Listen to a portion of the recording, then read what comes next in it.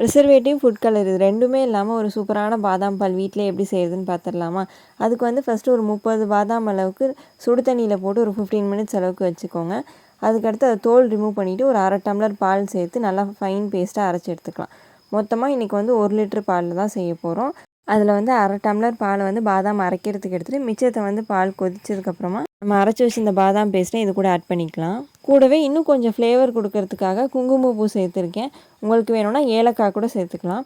பாதாம் பால் வந்து தண்ணியாக இல்லாமல் நல்லா திக்காக டேஸ்ட்டாக இருக்கிறதுக்காக ஒரு 10 to 15 மினிட்ஸ் அளவுக்கு நல்லா கொதிக்க விட்டுக்கோங்க. அப்பப்போ நடுவில் கரண்டி வச்சு கிளறி விட்டுக்கலாம். நான் வந்து இன்றைக்கி ப்ரௌன் சுகர் தான் ஆட் பண்ணுறேன். அதனால் பால் கொதிச்சுட்டு இருக்கும்போதே சேர்த்தோம்னா சில நேரத்தில் திரிஞ்சிடும். அதனால் ஸ்டவ் ஆஃப் பண்ணிவிட்டு அதுக்கப்புறமா சேர்த்துக்கிட்டேன். நீங்கள் ஒயிட் சுகர் சேர்க்குறதுனா முன்னாடியே கூட சேர்த்துக்கலாம். சுட சுட பாதாம் பால் வேணும்னா அப்படியே நம்ம சர்வ் பண்ணிடலாம். இல்லை சில்லுன்னு குடிக்க பிடிக்கும்னா நல்லா ஃப்ரிட்ஜில் வச்சு குடிங்க. டேஸ்ட் சூப்பராக இருக்கும். பிடிச்சிருந்தா நம்ம சேனலை சப்ஸ்கிரைப் பண்ணிக்கோங்க. தேங்க்யூ.